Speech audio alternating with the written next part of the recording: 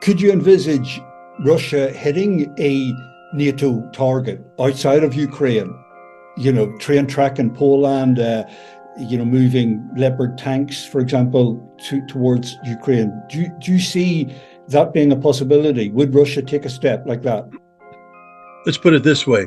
General Zaluzny, the chief of the Ukrainian armed forces, in an interview with The Economist magazine last year, said that in order for him to win, be able to win against Russia, he would need 300 tanks, 500 infantry fighting vehicles, 500 artillery pieces, and unlimited ammunition. Basically, 2 divisions worth of equipment that would enable him to launch an offensive against the city of Melitopol.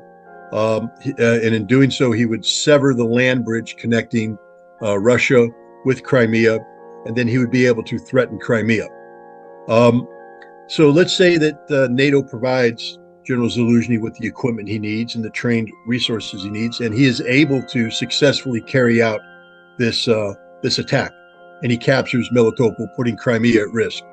Russia will not sit by idly, and Russia will do everything necessary to disrupt the flow of weaponry into Ukraine, which means Russia will strike targets in Poland, in Germany, and elsewhere. So, NATO has to be careful what they ask for, because if they actually get what they claim they want, it will be a general war between Russia and NATO. And do you think at that point NATO would sober up and actually begin the art of diplomacy to try to find a solution, a political solution here?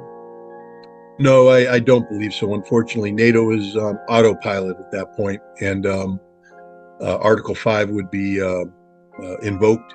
And there are enough irresponsible players, especially amongst the new European members, that there would be a ground war between NATO and Russia that would inevitably lead to a general nuclear exchange and termination of all life on Earth as we know it.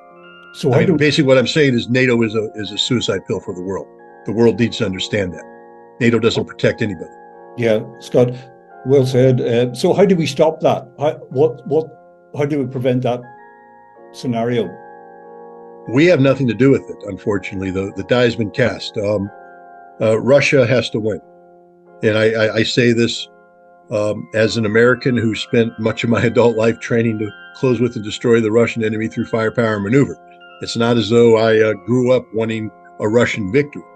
But when I take a look at the situation in the world today, and I take a look at the fact that this Ukrainian conflict is derived from 2 decades of warlike behavior and rhetoric on the part of NATO, the United States, and others against Russia, seeking to use Ukraine as a proxy to damage, destroy, undermine, and ultimately cause the downfall of Russia.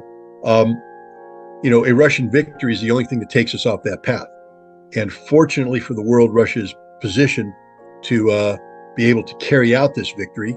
And I think anybody in the world, and this is the greatest irony of all, if you're someone who loves peace, somebody who hates war, somebody who wants a world where people live in peaceful coexistence, pray for a Russian victory. Pray for a Russian victory, because that's the only thing that will bring peace to the world. Scott Ritter, thank you very much for your